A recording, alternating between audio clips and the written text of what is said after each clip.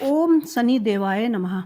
दोस्तों, अगर आप शनिदेव भगवान का पूजन करते हो और तो आपको पूजा करनी चाहिए और बाद में आपको कथा अवश्य पढ़नी चाहिए और सुननी चाहिए। और प्लीज़ मेरी वीडियो को लाइक और कमेंट करना ना भूलें। सर्वप्रथम शरीर को शुद्ध हेतु अंजलि में जल लेकर ऐसा कहें कि हे अंजलि, जल आप गंगा जल बन जाए तथा मेरे तन को पवित्र करे और फिर उसे अपने ऊपर छिड़क ले। इसके बाद गणेश जी का सुमरन करें और उन्हें प्रणाम करें। उसके बाद दाहिने हथेली में पान, सुपारी, अक्षत, तिल, गंगा जल, द्रव और फूल, बेलपत्र और चंदन लेकर इस प्रकार उच्चारण करें कि हे शनिदेव, मैं कलयुगवासी हूँ। पृथ्वी लोक में मेरा वास है। मेरी अमुक नगर है, अमुक मास है, अमुक पक्ष है, अमुक तिथि और अमुक नक्षत्र है। आप मेरी मेरे समस्त कष्टों को नष्ट करें। मैं आपका संकल्प करता हूँ। आपके इसके पश्चात हथेली की वस्तु शनिदेव के सिंहासन पर सम्मिलित कर दें। इसके बाद गंगा जल या साधारण जल से शनिदेव की मूर्ति को स्नान कराएं और उन तत्पश्चात अक्षत, तिल, बेलपत्र, पुष्प, चंदन तथा पुष्पांजलि श्रद्धा पूर्वक समर्पित करें। ऐसा कहकर हाथ जोड़कर क्षमा मांगे और हे शनिदेव, आप सूर्य के पुत्र हैं तथा यमराज के भाई हैं। आप ही मेरा आधार है और मैं क्रमहीन हूँ, क्रियाहीन हूँ। आप मेरी भक्ति को स्वीकार करें तथा मेरी भूल को क्षमा करें और बार बार नमस्कार करना चाहिए। आइए शुरू करते हैं शनिदेव भगवान की व्रत कथा। सर्वप्रथम श्री सरस्वती को सुमरन करके, गणेश जी को नमस्कार करके तथा अपने गुरु देव के चरणों में माथा नवाकर मैं श्री शनिदेव जी की कथा प्रारंभ करता हूँ। यह शनिदेव जी को मनोइच्छित कार्य को सफल बनाने वाला है तथा जिन्हें सकल नारी नर और 33 कोटि देवता योगेश्वर मुनेश्वर धाते हैं, वही देव मेरी त्रिकुटियों को क्षमा करे और मुझे अपनी शरण में ले ले। मेरे मन में आपके प्रति अगाध प्रेम है। यह बात सब विद कहते हैं कि जो लोग शनिदेव को धाते हैं उसके सकल मनोरथ सफलता होते हैं तथा जो ऐसे देव को भूल जाते हैं वह संसार में महान दुख पाते हैं, नरकगामी होते हैं और अगले जन्म में पशु की योनि को प्राप्त हो जाते हैं। जो कथा में तन मन से कहते हैं और सुनते हैं उसके आप भी सच्चे मन से ग्रहण करें। एक बार संसार में चाहू और पूजे जाने वाले नवग्रह में एक स्थान पर एकत्रित हुए। परम विधित पूर्वक से विकल्प होने लगा कि जब बात घूमते हुए उस स्थान पर जा पहुंची कि हम 9 ग्रहों में से सबसे बड़ा और सर्वाधिक पूजनीय कौन देव है, तो प्रत्येक ग्रह देवता स्वयं को अपने को बड़ा बताने लगे। इस बात पर जब बहुत देर तक वाद विवाद होता रहा और कोई निर्णय नहीं हो सका तो यह तय हुआ कि चलिए इंद्र से इसका निर्णय कराना चाहिए। सो वह 9 ग्रह के 9 ग्रह इंद्रदेव के समक्ष उपस्थित हुए। उन सबकी बातें सुनकर इंद्रदेव भी सोच में पड़ गए कि किसको छोटा कहूँ, किसको बड़ा कहूँ, किसकी श्रद्धा के पात्र बने और किसके कोप के भागी। अंत में सोच समझकर निर्णय करते हुए वह बोले कि मैं अल्प बुद्धि इस बात का निर्णय करने में असमर्थ हूँ। मुझे तो आप सभी बड़े नजर आते हैं और मैं सभी का आदर सम्मान समभाव से करता हूँ। इस पर नवग्रह संतुष्ट नहीं हुए और हठ करने लगे कि इसका निर्णय आपको अवश्य ही करना चाहिए। तब देवराज बोले कि आप लोग मृत्यु लोक में जाएं। वहां एक अत्यंत न्याय प्रिय राजा विक्रमादित्य राज्य करते हैं। आप उसके पास जाएंगे, यह अवश्य ही आपका कोई ना कोई उच्च निर्णय कर देंगे। इंद्र से निराशा होकर नवग्रह मृत्यु लोक में जाने को तत्पर हो गए। देवराज इंद्र ने जब उन्हें वहां जाते हुए देखा तो प्रसन्न होकर चैन की सांस ली। इसी धर्म संकट से निकलकर उनके लिए सचमुच ही कितना दुश्वार था, पर उसकी चतुराई से अपने ऊपर आए संकट को राज्य विक्रमादित्य ने टला दिया। उज्जैन नगरी की उन दिनों सारे ही भारत में धाक थी। एक तो वह राजा विक्रमादित्य के दरबार में बड़े बड़े ज्ञानवान लोगों का सम्मेलन होता रहता था, दूसरे उस न्यायप्रिय राजा के न्याय से उज्जैन नगरी का सारा भारत में डंका बजता था।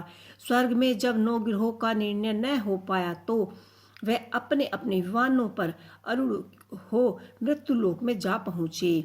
ठीक उसी समय जब राजा विक्रमादित्य का दरबार ठसाठस भरा हुआ था, तब नवग्रह वहां जा पहुंचे और नवग्रहों को इकट्ठा देखकर विक्रमादित्य अपने सिंहासन से उठ खड़े हुए और सभी देवताओं को सम्मान पूर्वक आसन ग्रहण करने को कहा, परंतु उनमें से किसी ने भी आसन ग्रहण नहीं किया।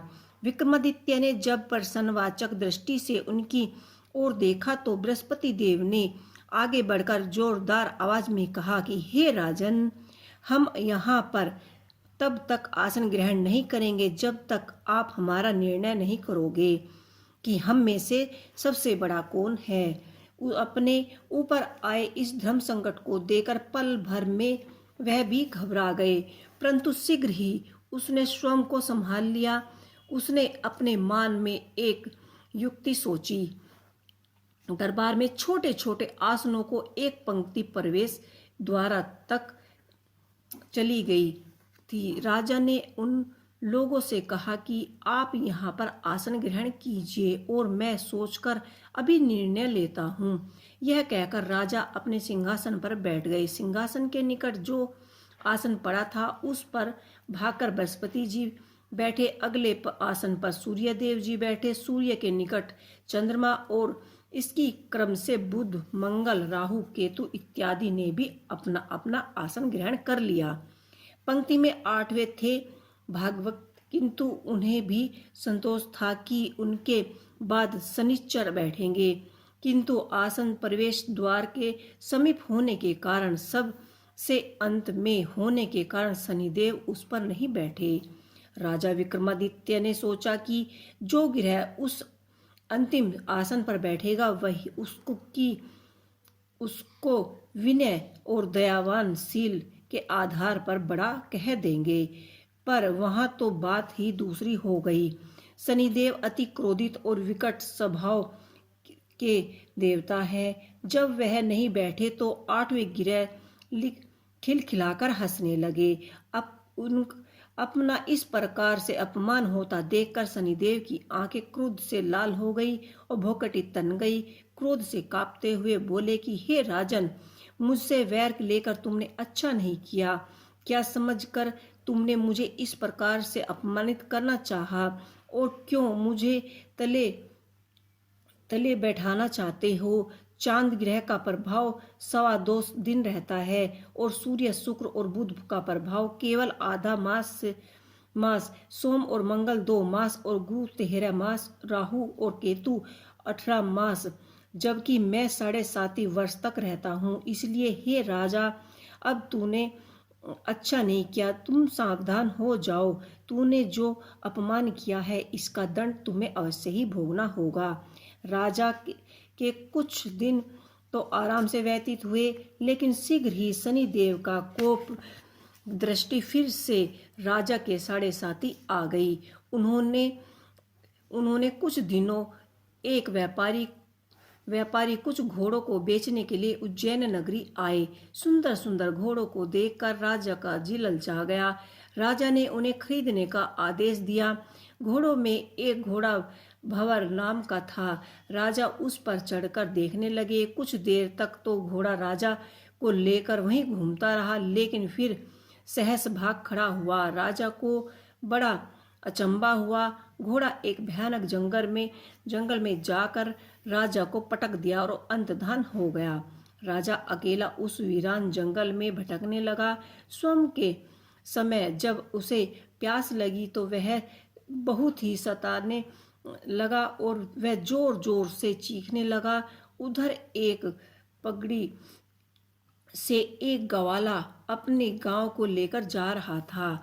वह राजा की आवाज सुनकर रुक गया और राजा उसके पास गए। ग्वाले ने उसे व्यथा जानकर उसके निकट की नदी से पानी लाकर पिला दिया। पानी पीने के बाद राजा स्वस्थ हो गए और प्रसन्न होकर अपने उस ग्वाले को अपने हाथों की अंगूठी उतार कर दे दी और उससे कहा कि मैं उज्जैन के रहने वाला हूँ, यहाँ रास्ता भटक गया हूँ, तुम मुझे रास्ता दिखा दो। तब ग्वाले उसे अपने साथ गांव ले गए। वहाँ एक मिष्ठान की दुकान थी। राजा ने मिठाई खा पीकर भूख मिटाई और दुकानदार को भी एक अंगूठी उतार कर दे दी। दुकानदार ने पूछा पर उसने उससे कुछ नहीं कहा। वह उज्जैन नगरी का राजा रहने वाला था और उसका नाम बोना है। फिर वह दुकान के बंद होने तक वहीं बैठा रहा, दुकानदार से बातें करता रहा। उस दिन दुकानदारी की बिक्री बहुत हो गई। उसने सोचा यह भाग्यवान पुरुष है जो इसके आने से आज मेरी बिक्री बहुत ज़्यादा हो गई है। इसलिए रात होने पर वह उससे बोला कि आप मेरे ही साथ मेरे घर चलो और उसके साथ ही भोजन करना। राजा मान सम्मान के साथ उसे अपने घर ले आए। जब वह दोनों घर पहुंचे तो दुकानदार की पत्नी ने उनका बड़ा ही स्वागत सत्कार किया और अतिथि के लिए विशेष रूप से भोजन तैयार किया। भोजन करते समय एक अद्भुत घटना घटी। जहां राजा भोजन कर रहे थे वहीं सामने की दीवार पर सोने का एक हार लटका हुआ था। उसके पीछे एक चित्र था। सहसास ही वह हार वहां से अदृश्य हो गया। दुकानदार ने यह एक बंदी थी। उसने जाकर घर की मालकिन से कहा कि वहां खूंटी पर हार नहीं है। जब बात दुकानदार तक पहुंची तो उसने राजा से पूछा। राजा बोला, मुझे तो मालूम नहीं, तुम्हारे और मेरे अतिरिक्त तो यहाँ और कोई नहीं आया। वह सच सच बताओ हार कहाँ है? मुझे नहीं मालूम। राजा फिर बोला, मेरे पास हार नहीं है। जब कोई निर्णय ना हो सका तो दुकानदार राजा को उस नगरी के राजा के पास ले गए। उस नगर के राजा ने जब विक्रमादित्य की भोली भाली सूरत देखी तो वह बोले कि यह व्यक्ति कभी भी चोरी नहीं कर सकता। यह कहकर उसने विक्रमादित्य को छोड़ दिया। विक्रमादित्य जब उस नगर में यूं ही इधर उधर घूम रहे थे तब उस नगर के एक तेली ने उन्हें कहा कि वह उसके यहाँ काम कर ले तो वह रहने के लिए स्थान भी मिल जाएगा और खाने के लिए भोजन सामग्री मिल जाएगी। राजा मान गए और तेली उसे अपने घर ले आए। वहां सारे दिन राजा धानी पर बैठा उसके बैलों को हाँकता रहता और तेल बाजार में बेच आता। जब वर्षा ऋतु आई तो मूसलाधार वर्षा होने लगी। तब धानी पर बैठे हुए विक्रमादित्य ने मौज में आकर ऊंचे ऊंचे स्वर में राग अल्पना आरंभ कर दी। निकट ही इस नगर की एक राजा की राजकुमारी वहां खिड़की में बैठी। राजकुमारी ने जब राजा की मधुर स्वर से गीत सुने वह अपने दिल को हार बैठी। उसने अपनी बांदी को पता करने के लिए भेजा। बांदी वहां राजा को गाते हुए देखकर लौट गई और राजकुमारी से बोली कि वहां पर तो अति सुकुमार नव युवक बैठा मस्ती में आंखें बंद किए गा रहा है। राजकुमारी ने सुना तो उसने अन्न जल त्याग दिया। रात तक जब उसने कुछ भी नहीं खाया तो रानी ने आकर उसे समझाया पर वह बोली कि मैं तो इसी गाने वाले के साथ विवाह करूंगी। रानी ने जाकर राजा से कहा और राजकुमारी एक तेली पर मोहित हो गई है और उसे वह रचना करना चाहती है। राजा ने सुना तो वह बहुत ही क्रोधित हुए उसने तेली के घर जाकर विक्रमादित्य को बुलाया और उसके हाथ काटकर जंगल में फिकवा दिए। यह बात जब राजकुमारी को पता चली तो वह और भी अपनी बात पर दृढ़ संकल्प करके अड़ी रही। बोली, मैंने तो अब उसे ही वर मान लिया है, वह चाहे कैसा भी हो, मैं विवाह उसी से ही करूंगी। बेटी की हट देखकर लाचार हो राजा ने दोबारा विक्रमादित्य को नगर में बुलवाया और उस अपनी राजकुमारी का मूली ढंग से पणि ग्रहण कराया और एक साधारण मकान में दोनों को बसा दिया। दोनों वहीं पर रहने लगे। एक दिन जब विक्रमादित्य सोए हुए थे तो स्वप्न में उसे शनिदेव जी नजर आए। विक्रमादित्य ने उनके सामने नमस्कार किया और क्षमा याचना की। शनिदेव ने उसे आशीर्वाद दिया और बोले कि अब तुम्हारे 7.5 वर्ष खत्म हो गए हैं। राजा बोला, मुझसे जो गलती हुई है उसके लिए मुझे क्षमा कर दीजिए। शनिदेव जी ने मुस्कुराकर उन्हें आशीर्वाद दिया और राजा के दोनों बाजू दोबारा से आ गए।